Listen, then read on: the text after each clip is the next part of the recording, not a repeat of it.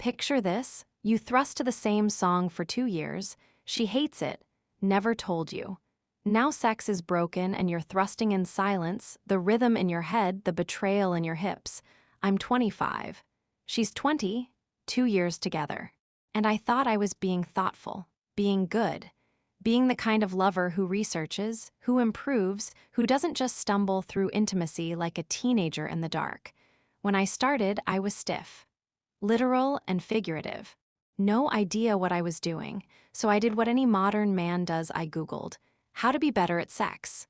The internet answered, music, rhythm, match the beat, performance through playlist. I searched love-making songs. Slow, careful, building a collection, songs I could thrust to confidently. Songs that gave me structure, tempo, the illusion of knowing what I was doing. The playlist grew, curated, personal. My sexual education compressed into Spotify. One song became the anchor, the favorite, the reliable tempo every single time. 2 years of consistency. 2 years of thinking I had found the perfect rhythm, the perfect finish, the perfect soundtrack to our intimacy. She told me yesterday, hates it, major turn off. Ruined. The song, the beat I thought was perfect, was her private hell. 2 years of thinking we were great, she was enduring, performing enthusiasm while I performed to the music. I'm annoyed. The communication failure feels deliberate. Why wait? Why let me build this ritual, this finish line anthem, this private concert of bad sex? Hundreds of times. Hundreds of performances she didn't enjoy. My complete opposite? My confidence, her endurance. Embarrassment layers underneath. The research failed. The earnestness mocked. I asked online how to be better, and this is where it led to a girlfriend who couldn't tell me for 2 years that my favorite sex song made her want to stop having sex entirely. Previous partners never complained. I seek this validation desperately. Maybe it's her. Maybe her taste is wrong. The doubt creeps darker. Was I always wrong? Were they all enduring? Is my rhythm, my curated playlist, my scientific approach to love making universally bad or specifically, catastrophically mismatched with the woman I love? The relationship, her words, essentially, fucked. Sex awkward now. The other day we tried without music, attempting natural, attempting connection beyond the beat, but the rhythm lives in me, internalized, unstoppable.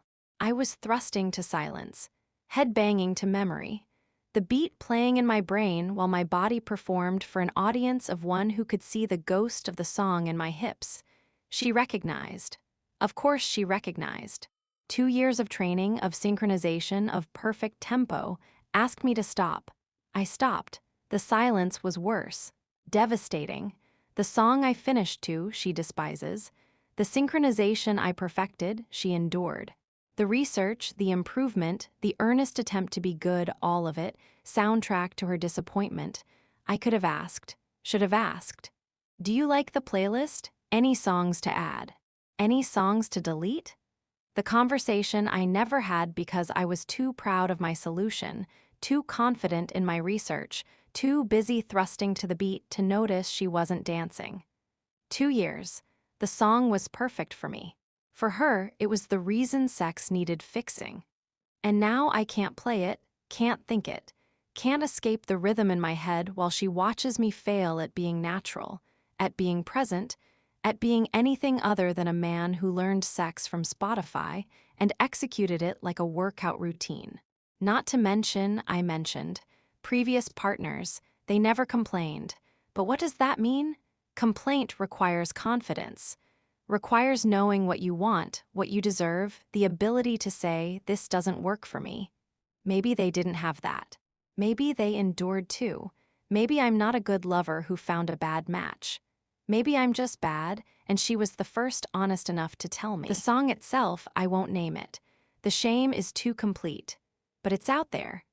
Playing in some bedroom right now, probably, some man thrusting confidently to the beat while his partner plans her grocery list. The universal experience of mismatched intimacy, of silent endurance, of the moment you realize you're perfect was someone else's please stop. Sex feels awkward now. The playlist is dead. The rhythm haunts me. And when I try to be present, to be natural, to be unmusical, I still hear it. Still thrust to it. Still finish to it in my head while she watches me fail at forgetting. If this made you cringe, the next story will destroy you. A woman disappeared in 18 hours, 7 years dismantled, framed Tinder profile, dog poop included.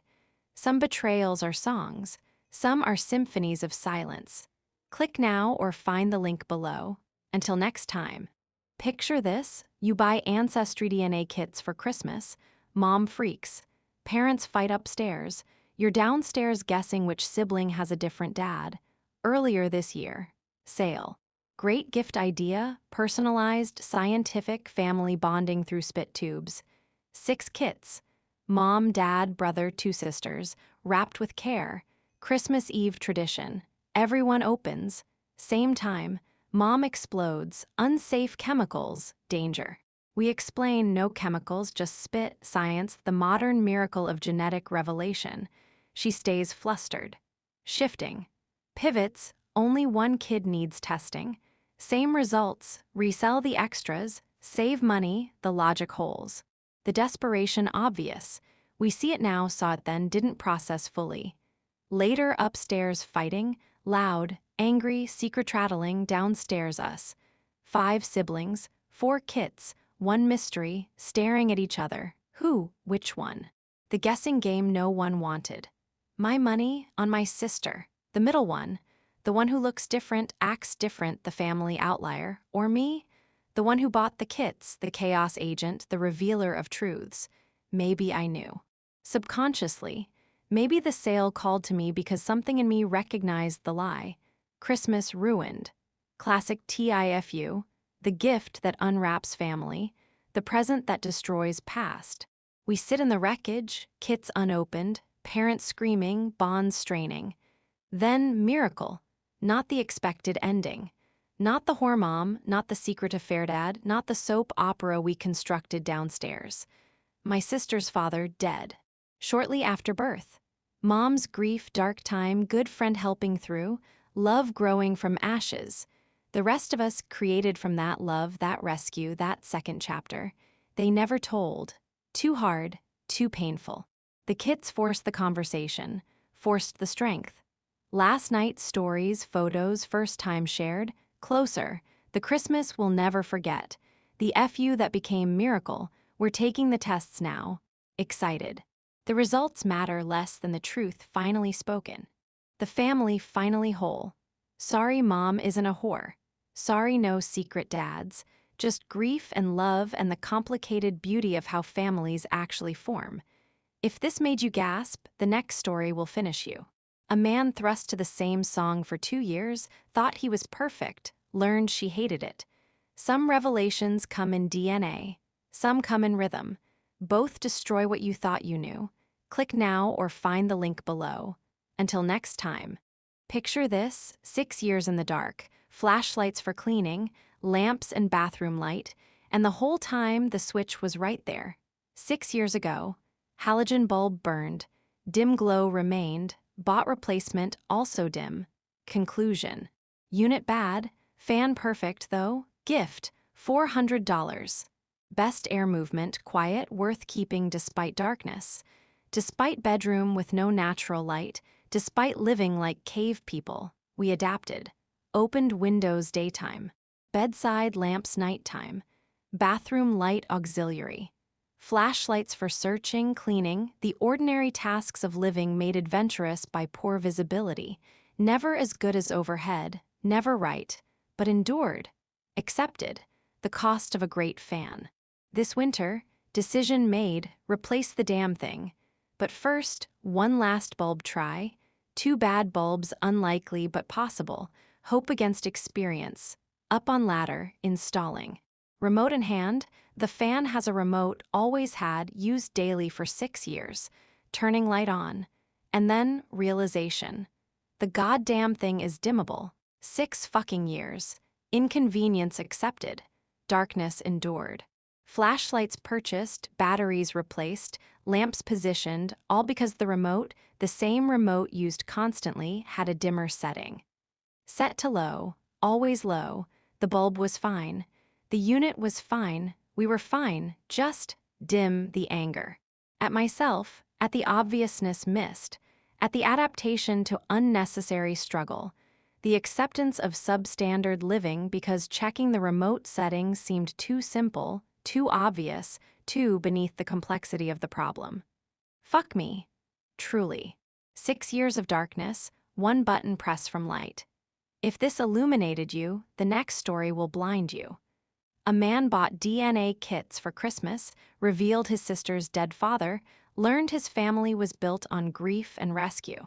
Some darkness is chosen, some is discovered. Both take too long to see. Click now or find the link below. Until next time,